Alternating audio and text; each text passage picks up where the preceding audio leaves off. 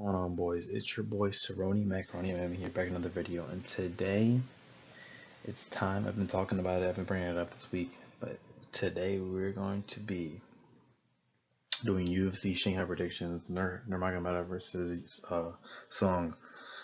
This card actually is not that bad. People are like complaining about, a lot of the fights are just like, like random nobodies. Guys are getting the first fight in the UFC. It's like this card has a pretty good amount of like fights on here. Actually, the main card. Like a bunch of there's a good amount of prelim fights, and I'm like, okay, yeah, I would love to watch these. They seem interesting. We have a lot of new faces that aren't really like known well in the within the UFC fan base, but this card to me is really fun. Really good main event. An alright co-main, but let's get right into it. Let's break down every fight, who I'm choosing to win, and why they win. Let's do it with the first fight of the card, that being my guy Din Ming versus Cam Nelson. Now, start with Din Ming. I remember Din Ming. He made his debut last year. I'm pretty sure he fought last year. He made his debut this year. He fought. I'm trying to remember. He fought he fought on the last China card. Yeah. Last China card, yeah, it was Song Yudong when he fought Figgy. He fought on that card. Lost. He fought. I forgot who he fought, but I remember he fought on that card. He's like at the contender series. Yeah, I mean this dude. He really just fights on a Chinese regional scene. He's not bad. When it comes to upcoming guys though, upcoming newcomers, he's kind of not. I wouldn't say he's good against those guys, but I don't know, but the crazy thing about him is that he's 45 fights at the age of 31. That's crazy, bro. A lot of guys at 31 don't have that many fights to their name. This guy's been fighting a lot, and a lot of his wins come from a finish. Interesting guy in Kim Nelson. Oh, sorry about that. Rub my nose. First guy in Kim Nelson, who's making his UFC debut, fighting on the Canada regional scene. This guy, to me, I don't really know too much about him. I looked at a little bit of things, but to me, he fought a lot. Like, I looked at his resume and topology. He fought a lot of cans. And when you find a lot of cans and you come to the UFC, it's like, it's not going to end well for you in most cases. Some cases it end up well for some guys, but most cases, it's not going to end well for you. But I will say this guy is pretty aggressive on the ground. He's a pretty wide, thick, like he's an athletic build. He's a wrestler, primarily. So that's why he's really aggressive on the ground. He's a wrestler. He's pretty good on the top position. He's shown good growth so far in his career, like him building himself up, getting better over time. Solid jab, just basic stuff that you need as a fighter, and he's not bad. But ultimately, I'm gonna take Din Ming by. We'll take Din Ming by decision here. Yeah, I'm gonna take Din Ming. It's the first fight of the card. Hopefully, I can do well on this card. I'm gonna take Din Ming by decision here against Kim Nelson. Next fight on the card, we're gonna have. I'm not gonna lie, I might butcher some of these Chinese names, not to be offensive. I might butcher some of them. We have Zhang Jingnan versus Julia Palastri. This fight to me, I don't really care at all. But I'm doing predictions, so I kind of have to care. Now, Julia Palastri, she is quite literally so small. Like, I get it, she's a strawweight, woman strawweight, but she's like 5'2". I'm like, oh my god. She's first in a fighter in Zhang Jingnan, who only had one fight in the UFC. She lost to Angela Hill, so that kind of makes you, that kind of shows you where her level's at. No offense, Angela Hill. Angela Hill is not the worst, but like she's fought in everybody. But usually, if you're judging a UFC fighter and they fought or they lost to Angela Hill in the women's strawweight division, they're not really great. I'll be honest. And she lost by decision. She's didn't do what she's supposed to do, and she's fighting Julia Palastri. Also, Kim Jingnan is like almost 40. But Julia Palastri, she's like a win-loss fighter. She's lost last fight looking for a win. I can see Palastri winning this. Solid grappling, a couple of knockout finishes. Remember she fought Contender Series a couple years ago. I remember that. But overall, she's fought like some pretty solid like women's fighters. Like she fought Lupe Godinez, who's like good. Her last loss was Talia Alencar. Remember her, who's like good, like solid. She's lost her losses. I mean, obviously, when it comes to the size comparison, she's smaller. But I honestly just see her possibly finishing Zhang Jingnan. Jingnan has really impressed me that much at all. Yeah, so I'm gonna take Julia Palastri here by like round 2, like TKO. Maybe. This to me is a nothing fight, but gotta go over it. It's on the card. Next fight in the matchup. Next fight in the card. We have Lawrence Louis versus Hector Santiago. Now this fight is interesting because Lawrence Louis, if you remember this guy, he was on Road to UFC.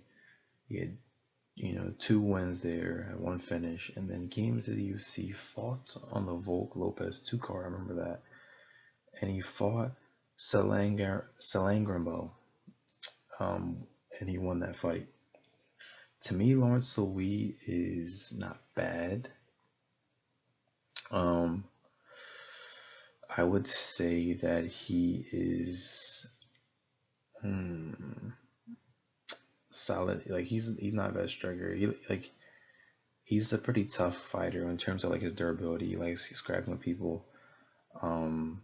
Solid boxing. With Hector Santiago, I don't really know like much about this dude. I'll be honest, I don't really know like much. I did look some stuff up before I did before I started recording the video. But Hector Santiago, I mean, he recently signed the UFC. He's also part of Moicano's gym too, which is cool. So he has some sort of kickboxing background, I believe. I'm not sure, but I'm gonna take Lawrence Louis here. I feel like he has a more better potential from like the eye test, and I'm looking at her skill sets. I'm gonna take Lawrence Louis as well. Hector Santiago to me is meh. Yeah, I'll take Lawrence Louis here by like decision. It's gonna be a scrappy brawl though. Louis likes to fight, or Santiago probably likes to fight. Game people's face as well. So it's be a nice, fun little matchup here on the early prelims. Next matchup we have on the card: Zhao Long versus Francesco Nuzzi. Now Zhao Long, the problem with him is that arguably this fight could have gone either way. It could have gone to Cody Garbrandt. It could have gone to Zhao Long. That's what I think. Because remember, he fought Cody Garbrandt's last fight. To me, and I mean this like seriously, legitimately, I do think this fight could have gone to Zhao Long. Bro, this fight was so weird. Just a bunch of like, the typical Cody Garbrandt fights where he just like for like 30 seconds he goes off. Might have a couple spurts later in the rounds, but then just, it just turns into like he's getting backed up. No, Zhao Long did outstrike him in that fight too. Zhao Long to me is not bad. I know he's a nice grappler. Striking is all right. With Francesco Nuzzi though, he's pretty intriguing to me. I don't really know much about this guy either, but I would say he's not bad. I would say he's a better striker than a grappler. Southpaw, solid power in his hands. He's pretty quick with some of his strikes. He uses a lot of high kicks, and Zhao Long uses leg kicks as well. He pretty good in the clinch from what I've seen. He like does a couple of combinations with his striking, so not bad. But I'm ultimately probably going to take Francesco Nuzzi. He's not bad. I don't know. It's hard for me, but I'm not gonna lie. I'm probably gonna take Zhao Long to get the win here by, let's say we'll get the win by like decision. Probably. We can move on to the next matchup. We have, this to me is my favorite prelim fight on the card right now, bro. We have Jack Jenkins versus Sean Woodson, bro. When this fight was made, I was like, oh my god, Sean Woodson's back. He's back to fighting. This dude, I remember, I was going on TikTok, I saw him on TikTok, and he was like streaming like Warzone or something like that. I was like, bro, where are you at? Like, you're gonna get back to the octagon? Like, he was just sitting there playing the game. But I remember his last fight, he got knocked out. I was like the second, maybe first time he's been finished. He's saying second time he's been like this second loss of his career, but second time he's been finished.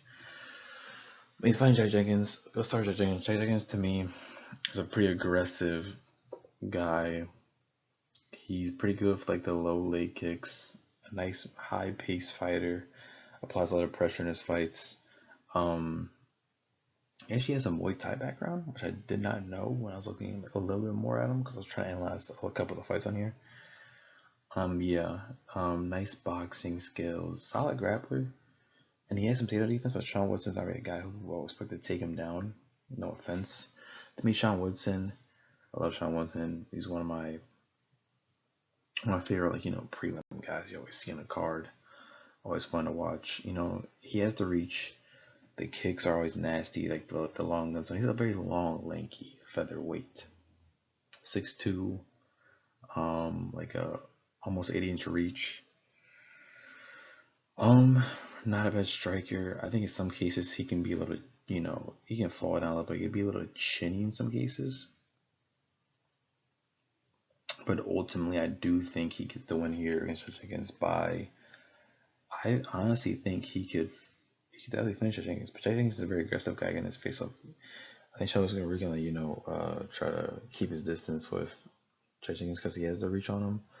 And ultimately win this fight by like decision. I think this card's going to have a lot of decisions to me. That's what I'm going with. Oh, and what's going to card has a lot of finishes on it. But I think this fight specifically is going to be a fight that's going to go to the distance and be high paced, but not to the point where it's gonna be like a full on brawl, like back and no. It's gonna be like a very high paced fight, but slow and steady, back and forth, counter striking. Yeah. Give me Sean Wilson to win this. Next fight we have this fight to me is my set. Like every time of matchmaking on the prelims so far, this fight to me is the best match made so far in the prelims. Yeah, Ray Sevilla versus Kevin Boras. Ray Sevilla off the bat. Ray Sevilla, he's kind of a one against Luis Gorilla. I remember he submitted him round one. This dude's nasty. He's pretty well rounded with the striking and the grappling. Very fun fighter. I do think he is a flyweight rank contender, not a contender for the flyweight belt, but a flyweight rank contender. I like him over Kevin Boras. Kevin Boras, to me, is a very high motor, kind of like Jack Jenkins, like Len last fight. Very high pace, very quick fighter. Remember his fight against Amir Rodriguez, who's another very quick flyweight. Like they're both like very like lightning quick. The striking, the head movement, like the footwork, very quick. But I do think Racer is gonna catch him eventually, get him down, and maybe submit him. Because Kevin Boras, to me, the grappling, I don't really see much grappling ability from him. I'll be honest. And a lot of his losses, bro, like not Racer. Kevin Boras is he's good, he's nice, but like he just gets unlucky with the matches. Gets like, remember he fought Joshua Van on his rise to the belt. He fought Alessandro Costa, who's up and coming, been on a win streak. He fought Sumar Daji, just like it's not good. That's not a good matchup. Sumar Daji's like a longer guy, longer reach than him. He fought Amir Rodriguez, like I just said, very quick. And then I remember his last fight, Andre Lima, a very weird fight because he got nut shotted and points were deducted from Andre Lima, but he ended up outstriking him, getting the better of him. But yeah, who's also on this card as well. Andre was also on this card. But to me, Ray Serio will get him down. Probably like I'll say like maybe like late round one, early round two. Get submission win on him. I think he can strike out Kevin Boras, but he has to be very careful with the lightning quickness of him, getting him in his face. Backing up if he needs to. Like my goal for Serio, like if I was to tell him, just don't get back to against defense because this guy is pretty good at cornering him, his opponent, finishing them off. Because how quick he is. But yeah, I'm gonna take Ray Serio by submission here. Move on to the next fights. We have Namzrai Bayar versus Andre Lima. Now we get here. Now I'm gonna start with Andre Lima. Namzrai Bayar. No, oh my god. I'm not gonna add any of these out, by the way. I don't really care. But Andre Lima literally came off a very weird fight against Cameron Boris when he nutshot him, grabbing the cage, doing a bunch of stuff. Like, he doesn't listen. But to me, before he lost the fight, he's still kind of overrated now, but he's slightly overrated. But he's still very good. He's okay grappling, but it's really with the striking with him. He's pretty good. The counter strikes. He fought Gamboros, and him and Gamboros are pretty. Gamboros seems a little quicker than him, but he showed like pretty well that he could keep a pace of Kevin Boras in the fight. Ultimately, did get out striking down round 3, but round 1, round 2, he was doing pretty well. I thought in that fight was kind of split decision. But at the same time, when you take points away, I think he had round 1 and round 2 would take points away. It was like 9-9 in round 1, and then it's like round 2 was like 10-9. So then it was tied, and then he obviously lost the fight. But he wasn't bad in that fight. He just was kind of sloppy. That's why he can get a little bit sloppy, a little reckless, create a lot of fouls. But ultimately, he's pretty good in terms of his striking ability on the feet. He's pretty good with that. I would say that he will give Nurmagomedov Babayer not hell, but he is pretty good on the feet. Now, Nurmagomedov Babayer, I don't really know much about. He's a Mongolian fighter.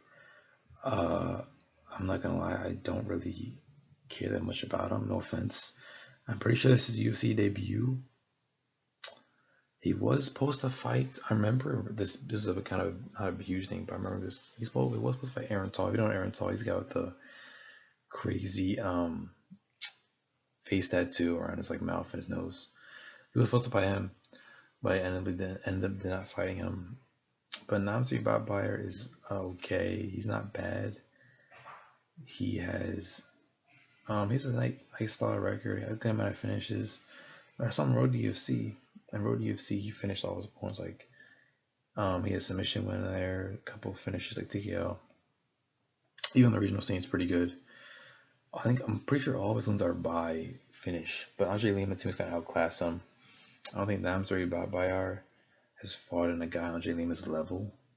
This is his first fight in the UFC as well. So I'm gonna take Andre Lima here by like early round 3, maybe late round 2 finish. Kind of outclass him to me. But yeah, I'm gonna take Andre Lima here. Next matchup on the card, we have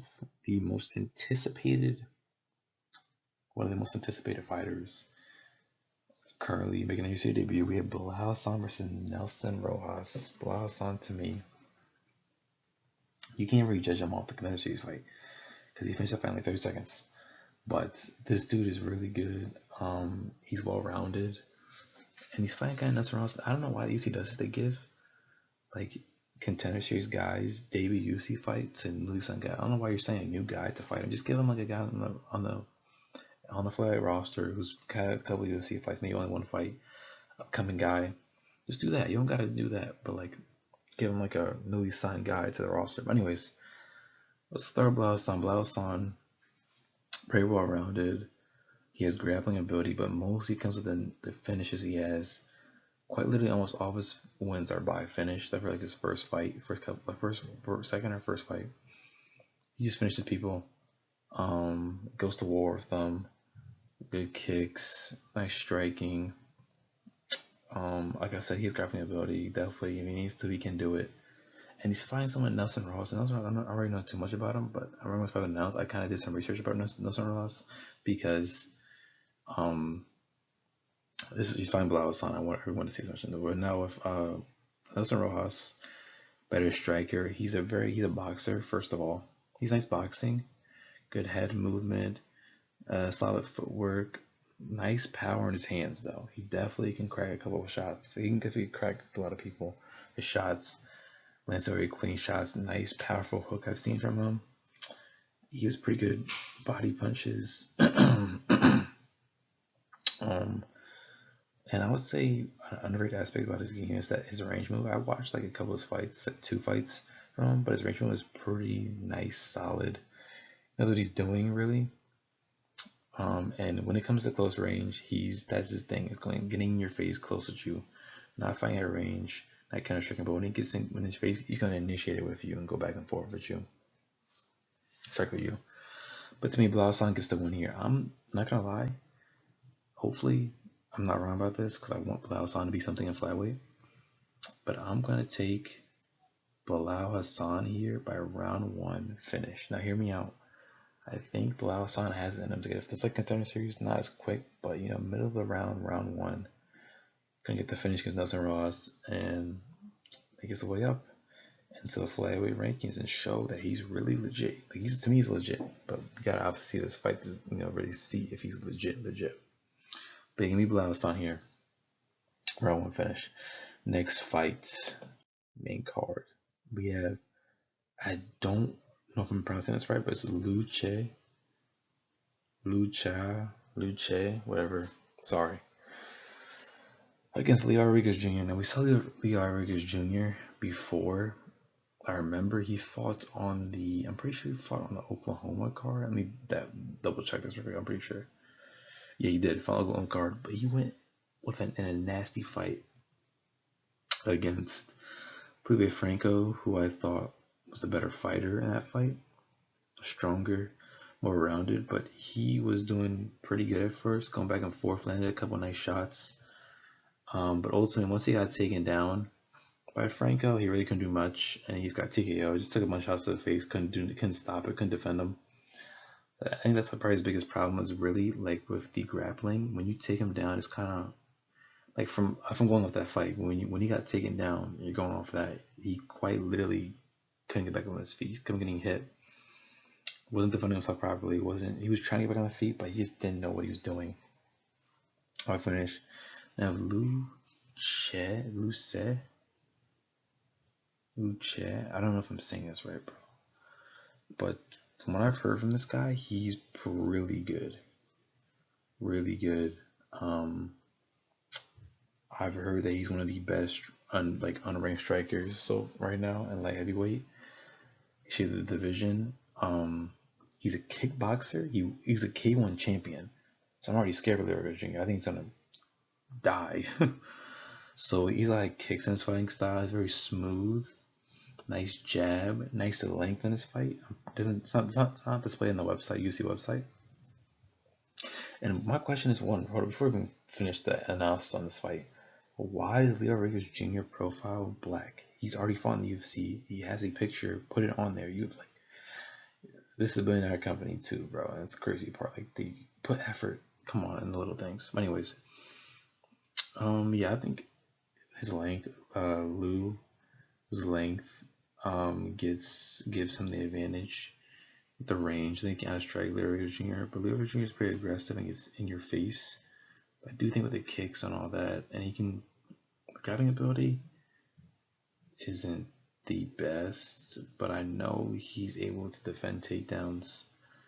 So yeah, I'm gonna take Lou by round 2 finish. I think he's gonna knock out Leo Rodriguez Jr. with like a kick, some nasty highlight kick. Watch, bro, it's gonna be a nasty kick.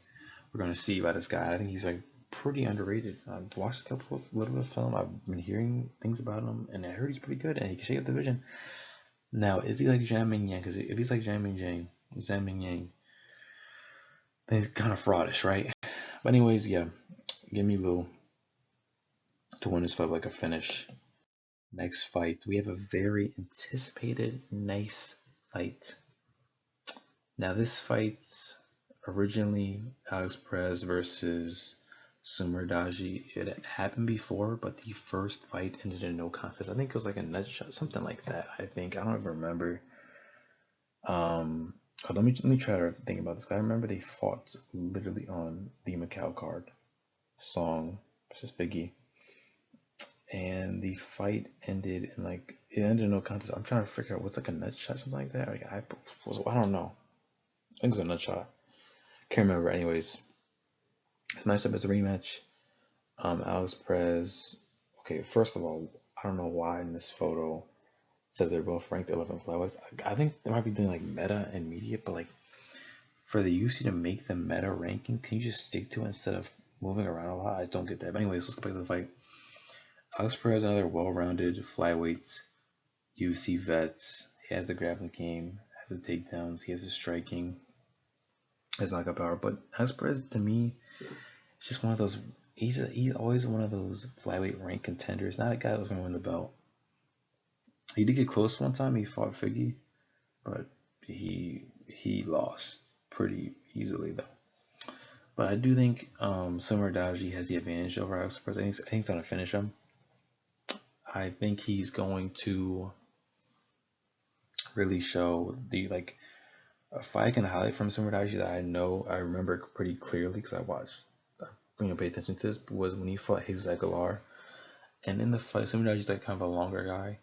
Saw the kicks in his he saw the kicks in his fighting style, and Jesus Aguilar is a pretty good striker. He likes to get in the clinch, get in your face, strike with you, maybe counter strike back. That's what he's doing in the fight. But he's more of a short, stockier guy, and in that fight, he really just got outclassed. And I think with Alex Perez, Summer Daji's not much taller than him. But with the kicks, with the length, I really think he has a very good chance of just kind of holding him back and not letting him get too close to him. Alex Perez, though, is not a bad grappler, though, so I do think he could get in, get there, get a takedown, take him down. But the grappling ability with Summer Daji is not great because he's been submitted a bunch of times, bro. And he's had a couple losses in the UFC from submission against good grapplers. Alex Perez is not a bad grappler, and I do think that'd be a problem for Summer Daji, but I think ultimately Summer Daji gets the win here. By decision, just gonna really keep his distance and just use a lot of kicks, strike with him, a lot of feints, trying to bait him, and maybe get a knockout. I don't know, but I'm gonna take Summer Daji here by decision. Next fight on the main card, we have Aralenke versus Kazakura. To me, Kazakura is being fed a lot of. I wouldn't call Aralenke a can, but he's kind of a can. I don't know, man. I'm just being honest. He kind of is a can. But he's a UFC vet. He has. I can't even remember. I remember he's fought in I remember he fought him as a hobby. But realistically, though, he has a loss to Cody Durden. And when you're losing to Cody Durden as a whatever, he lost Cody Durden, bro. That's not good. Cody Durden is one of the most hit or miss guys I've ever seen. Really more of a miss guy because he loses a lot. But if you lost to Cody Durden in your career, bro, that's questionable. And I do think that he's just not gonna win against Kazakura. Kazakura one is we've seen the finishing point on this guy. He's really good. Finishing off his opponents, knocking him out. He can wrestle if he needs to, but ultimately this fight's gonna be a striking fest. Aralenke is just Ari Glenn. I don't know if I'm saying that right. I don't know. These names are hard to say. But I just ultimately think he's not really going to do a very good job striking with Kazakura. Kazakura to me is going to knock him out in round 1. Maybe round 2. I think Aralenke is a little bit more durable than you think he is, but I think he's going to last. But ultimately he's going to get finished. But Kazakura is going to come back on the come up. He's in bantamweight. I think he can make a name for himself and get into the rankings of bantamweight. I think with the meta rankings, if he wins this fight, he will be in the rankings most likely because that's what with the meta rankings, if a guy who's been in the UFC a couple fights and they get a win, and they're like a featured fight or in the main card, they usually get put in the rankings. I don't know why. The meta is so trash, it's so ass. I don't know why they do that. But yeah, Kazakura is really gonna outstrike him, beat him up. This fight's really gonna be a fight on the feet for the most part. These two guys have grappling ability, but they don't really, use it too much because they don't really fight too many guys who are good grapplers. The only good grappler I know Kazakura has fought in the UFC, and he's fought 2. Are Pantoja and Timothy. He fought Cameron Smiley. He's kind of getting layup matches because he needs to build himself back up because he got fed right into the title shot. But yeah, ultimately I do think Kazakura finishes Ari Glenn, oh my god, in round 2, knocks him out. Anyways, now on to our co-main event of the card. We have Yan Xiaonan versus Denise Gomez. To me, this fight is, Yao Jianan is looking to get, oh my God, I just burped, excuse me, title shot. She's looking to get back in there, the strawweight division, fight for the belt. But let's start with her. She does have a kickboxing background. She's aggressive, I will say, high pace, a nice striker, like a lot of kicks. She's pretty fast. Like when I mean, what with the pressure of her, she's has a lot of forward pressure and she likes to come at you. And she actually has solid. She actually has solid grappling defense or takedown defense. She can stuff takedowns if she needs to. But on the other hand, we have Denise Gomes, who is really good, in my opinion, really good women's strawweight. She is a marauder, striker, really. The grappling, there's no really grappling with her, just really striking. And I ultimately think, now Yao Zhang, she's kind of older, but she is a UFC veteran. Been in the UFC for a minute. She's fought some good comps. She has some good wins, like Mackenzie Dern, Jessica Andrade. She beat Tabitha Ricci, who's a ranked strawweight now, but she's not really. She says no striking, bro. She's not good. But let's not take away from Yan Jianan. Ultimately, Denise Gomes it's like she's really, both of these women are really good, but I just don't see Denise Gomes like running through Zhao Nan like she's done to most of her opponents. And she gets stopped. I think Zhao Nan, with the experience in terms of the opponent she's fought, really just kind of stop her, halt her, and ultimately just outclass, outstrike her, use a lot of kicks, get her off her feet, really just outclass her in this fight. But yeah, I'm gonna take Yan Zhaonan by decision. It's really not a bad co-main. Women's co-main. I mean, she's the 4th rank strawweight. And if Denise Gomes win this fight, she's looking for a title contention in strawweight, definitely for sure. But to me, she's not beating anybody in the top 5 in his women's strawweight. But anyways, let's move on to the fight we all been waiting for. We have the main event: Umar Nurmagomedov versus Song Yadong. This to me is another tough matchup because okay, off the bat, I'll just tell you who I have winning. I have Umar winning this fight. Yes, I do. But this fight is closer than a lot of people think. A lot of people think Umar's going to steamroll Song Yadong. I do think early on in the fight, this is going to be a closer fight. I think if this fight goes to like round 4, round 5, Umar Umar has the cardio, the pace to last 5 rounds for sure. He's done it before.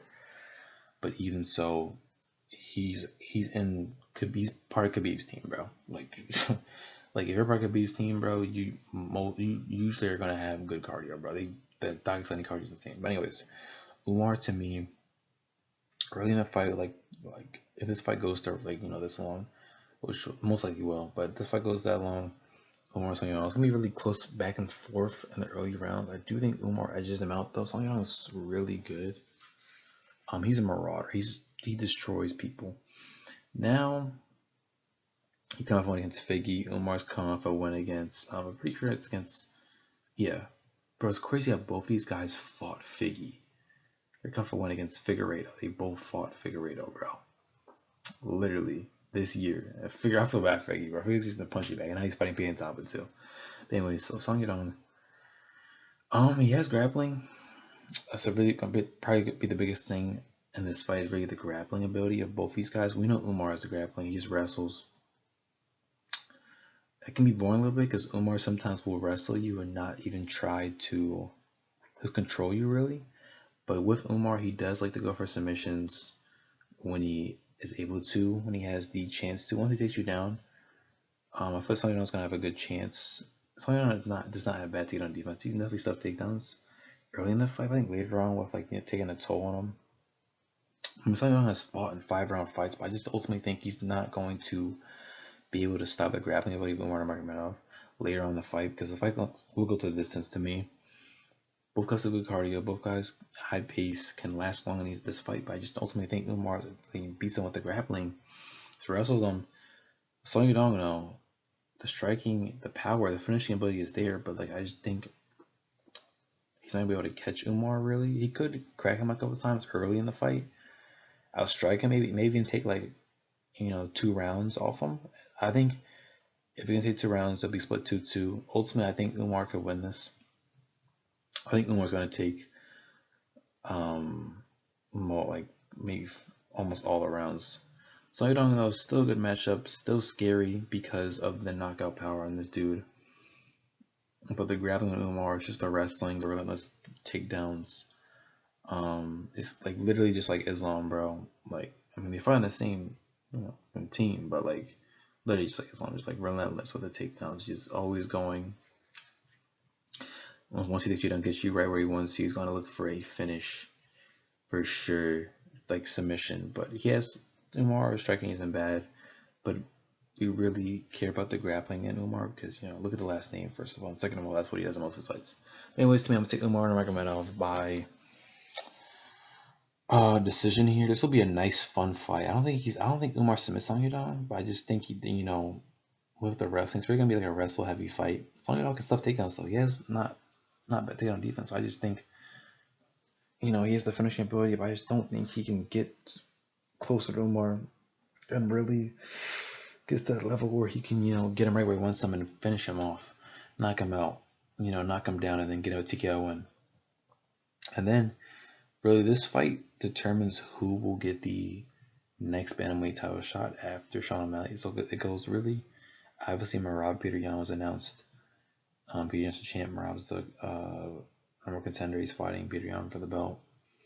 And other ones that got to win the belt. Then Sean O'Malley's next. Sean O'Malley's staying out October. I mean, he deserves. He's second contender. Our number 2 contender in bantamweight. He deserves it. Staying out October to wait. That's fine. He'll be there. He'll probably get in the cage and call out whoever he wants. Ultimately, he gets the title shot to this. But I don't think he beats Peteryan or Umar. Or not Umar, or Merab. Peteryan has a better chance, but Merab to me beats him. But, after, Sean O'Malley gets his title shot, whoever wins this fight is literally gets the next title shot. And if Umar can get up there, imagine if Merab wins the belt, beats Sean O'Malley, and it's Merab versus Umar. I think Merab beats him though, but Song Yadong does not the better. I mean, I don't know. Song Yadong's not a better matchup. But like I feel like Song Yadong will get beat badly by Merab, just destroyed the wrestling. But Song Yadong is still very this is a very fun matchup. I like both these guys. I like Song Yadong a little bit better, but Umar can be fun though here and there. And yeah, whoever wins this fight literally gets next touch after Sean O'Malley, and they contending for the belt. I want to see Song Yadong win the belt eventually. But I'm not gonna lie, it probably won't happen. But it's still a fun fight, very good fun fight. Good main event. Very close fight than a lot of people think it is. But yeah, I'm seeing Umar Nurmagomedov by decision here.